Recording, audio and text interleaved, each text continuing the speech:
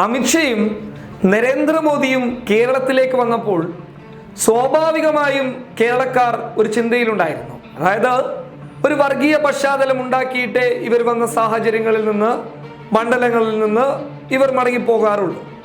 അപ്പോൾ എന്തുകൊണ്ട് അങ്ങനെ ഒരു വർഗീയ പശ്ചാത്തലം തിരഞ്ഞെടുപ്പ് സമയത്ത് കണ്ടില്ല എന്നുള്ള ഒരു ചോദ്യം പൊതുവെ ഉയർന്നു വന്നിരുന്നു. അതായത് പരസ്യമായി കണ്ടില്ല എന്നുള്ള ഒരു ചോദ്യം. രഹസ്യമായി എല്ലാ തരത്തിലുള്ള നീക്കങ്ങളും ഇവർ നടത്തുന്നുണ്ട്, അതൊരു യാഥാർത്ഥ്യമാണ്. അപ്പോൾ പരസ്യമായി എന്തുകൊണ്ട് രംഗത്ത് വന്നില്ല എന്ന ഒരു ചോദ്യം ഉയർന്നു വന്നിരുന്നു. ആ ചോദ്യത്തിന് കൃത്യമായിട്ടുള്ള മറുപടി നൽകുകയാണ് പിള്ള സാറ്. ശ്രീധരൻ പിള്ള പറയുകയാണ്, ബലാക്കോട്ടിൽ മരിച്ചവരുടെ ജാതിയും മതവും വർഗവും ചോദിക്കുന്ന രാഹുലിനും യെച്ചൂരിക്കും കാര്യങ്ങൾ മനസ്സിലാകണമെന്നുണ്ടെങ്കിൽ, അതായത് മരണപ്പെട്ടവർ മുസ്ലിമാണെന്ന തിരിച്ചറിവ് വേണമെന്നുണ്ടെങ്കിൽ അവരുടെ വസ്ത്രമൊന്ന് പൊക്കി നോക്കിയാൽ മതി, അല്ലെങ്കിൽ മാറ്റി നോക്കിയാൽ മതി, എന്നാൽ മുസ്ലിമാണെന്ന് വ്യക്തമാകും എന്നുള്ളതാണ് പിള്ള പറഞ്ഞിട്ടുള്ളത്.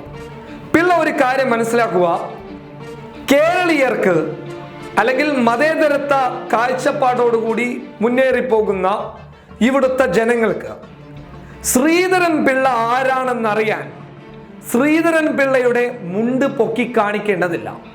കാരണം പിള്ള ആരാണെന്നുള്ളത് കേരളത്തിലെ ജനങ്ങൾക്ക് കൃത്യമായി അറിയാം. അതായത് 100% പക്ക വർഗീയവാദിയാണ് ശ്രീധരൻ പിള്ള എന്നുള്ളത് പച്ചയായ സത്യമാണ്. സ്വന്തം മതത്തിന്റെ വിശ്വാസത്തെ പോലും രാഷ്ട്രീയ ലാഭത്തിന് ഉപയോഗിച്ച നിങ്ങളുടെ ദൃശ്യം നവമാധ്യമങ്ങളിലൂടെ ഒരുപാട് ഷെയർ ചെയ്യപ്പെട്ടിട്ടുണ്ട് എന്നുള്ള ഒരു കാര്യം നിങ്ങൾ മറന്നു പോകരുത്. നിങ്ങളുടെ പ്രവർത്തകർ ചിലപ്പോൾ മണ്ടന്മാരായേക്കാം, നിങ്ങളുടെ പ്രവർത്തകർ ചിലപ്പോൾ പൊട്ടന്മാരായേക്കാം, അവർ നിങ്ങൾ പറയുന്നതൊക്കെ വിശ്വസിച്ചേക്കാം. പക്ഷെ നിങ്ങളുടെ തനി സ്വഭാവം, നിങ്ങളുടെ ലക്ഷ്യമെന്ത്, നിങ്ങളുടെ ചിന്ത എന്ത് എന്നുള്ളതിൻ്റെ യാഥാർത്ഥ്യം പൊതുജനങ്ങൾക്ക് നിങ്ങളുടെ ഒരു ദൃശ്യത്തിലൂടെ തന്നെ ലഭിച്ചിട്ടുണ്ട്.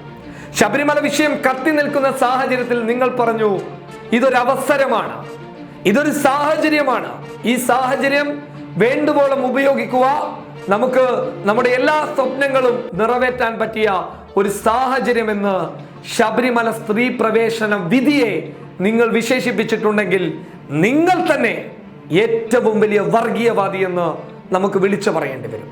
രണ്ടാമത്തെ വിഷയം, നിങ്ങൾ പറഞ്ഞല്ലോ യെച്ചൂരിയും രാഹുലും ഒക്കെ ഇവരുടെ മതവും ജാതിയും വർഗവും ഒക്കെ ചോദിച്ചു എന്നുള്ളത് പരിഹാസ രൂപേണയാണെങ്കിൽ പോലും അതിനൊരു ഉത്തരം പറയാനുണ്ട്. പക്ഷെ അങ്ങനെ ഒരു പരാമർശം രാഹുലോ യെച്ചൂരിയോ എവിടെയും പറഞ്ഞിട്ടില്ല, അല്ലെങ്കിൽ അങ്ങനെ ഒരു പരാമർശമോ രാഹുലിൽ നിന്നോ യെച്ചൂരിയിൽ നിന്നോ ഉണ്ടായിട്ടില്ല. പക്ഷെ അങ്ങനെ ഒരു പരാമർശം, അതായത് ഈ മരിച്ചവർ മുസ്ലിങ്ങളാണോ എന്നുള്ള ഒരു പരാമർശം ഇവരിൽ നിന്ന് ഉണ്ടാകണമെന്നുള്ള ഒരാഗ്രഹം പിള്ളയ്ക്കും കൂട്ടർക്കും ഉണ്ടായിരുന്നു. കാരണം അങ്ങനെ ഉണ്ടായാൽ മാത്രമേ ഇവരുടെ കളി നടക്കുകയുള്ളൂ. കാരണം ബലാക്കോട്ടെ വ്യോമാക്രമണത്തിൽ കൃത്യമായിട്ടുള്ള സംശയം പ്രകടിപ്പിക്കാനുള്ള എല്ലാവിധ കാര്യങ്ങളും നിലവിലുണ്ട്. ആ കാര്യങ്ങളിൽ സംശയം പ്രകടിപ്പിക്കുക എന്നുള്ളത് സ്വാഭാവികമാണ്. ആരായാലും ഒന്നൊരു സംശയം പ്രകടിപ്പിച്ചേക്കാം. കേന്ദ്ര സർക്കാരിന് തന്നെ വ്യത്യസ്ത അഭിപ്രായങ്ങളായിരുന്നു ഈ വിഷയത്തിൽ ഉണ്ടായിരുന്നത്.